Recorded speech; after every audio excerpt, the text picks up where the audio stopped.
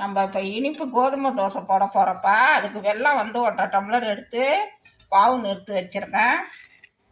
இது வந்து கோதுமை மாவு, இது வந்து ரவா.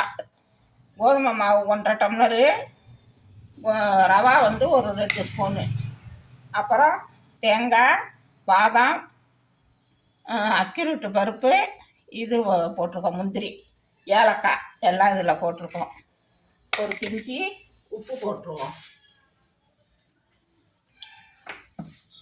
பித்துப்பு எடுத்து கொடுக்கறதுக்கு ஒரு பிஞ்சு உப்பு. கொஞ்சம் மாவெல்லாம் போட்டு நல்லா கரைச்சிட்டு கோதுமை மாவு ரவாலாம் போட்டப்பா இப்போ தண்ணி ஊற்றி கரைக்கணும். கரைக்கிறது திக்காக கரைக்கணும்ப்பா. தண்ணியாக இருந்துச்சுன்னாக்கா சரியாக வராது. என்னையும் காட்டுறீங்க.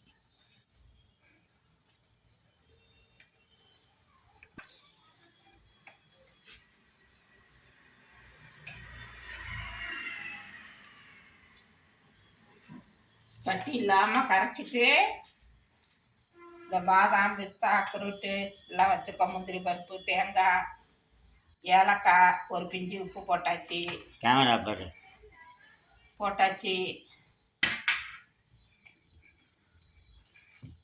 அவ்வளோதான்ப்பா.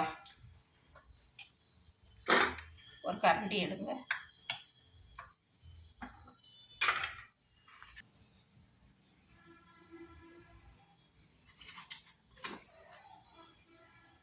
இப்போ ஒரு தோசை கல் அடுப்பில் வச்சு நம்ம ஊற்ற போகிறோம்ப்பா.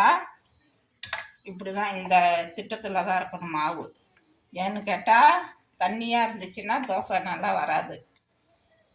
இனிப்பு தோசை இன்னைக்கு வெள்ளிக்கிழமை சாமிக்கு வச்சு படைக்கலாம். கல் சுடலை. இன்னும் கொஞ்சம் சூடாகட்டும். இப்போ கல் நல்லா சூடாகிடுச்சுப்பா.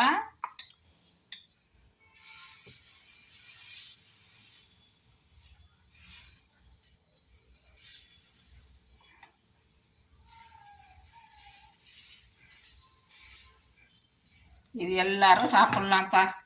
பெரியவங்க, சின்ன பிள்ளைங்க எல்லாருமே சாப்பிட்லாம். கொஞ்சம் நெய் விட்டு எடுக்கணும். பெரிய பாட்டில் நெய் எடுத்துகிட்டு வரணும்.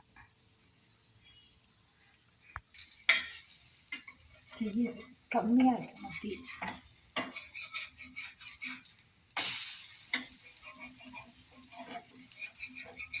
நல்லா நெய் விட்டுருக்கோம்ப்பா. அதே பரட்டி போட வேண்டியதான். இதுக்கெல்லாம் நான்ஸ்டிக் தான் ரைட். அப்போ நான்ஸ்டிக் வச்சுருந்துருக்கலாம்ல. நம்ம கல்லுலே வரும்னு நினச்சேன். வருது. அடுத்த இதில் நான்ஸ்டிக் போட்டுக்கலாம் போ. அடுத்த வீடியோவுக்கு.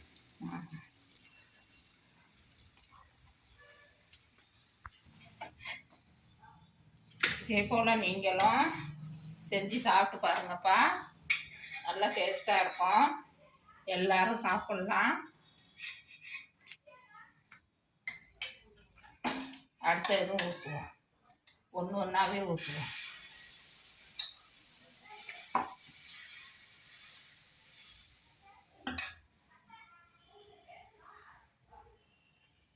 அடியில் இருக்கு நெய் கட்டியாக இருக்காட்டா.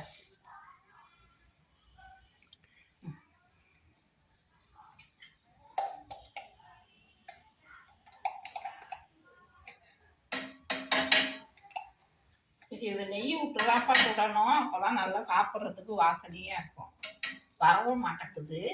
ஆனால் நெய் இருக்குது இதில். வேகட்டும் நல்லா.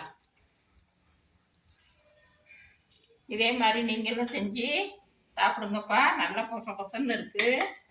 பாருங்க, நல்லா பொச பொசன்னு இருக்குப்பா. நீங்களும் இதே மாதிரி செஞ்சு சாப்பிடுங்க. தேங்க்யூ.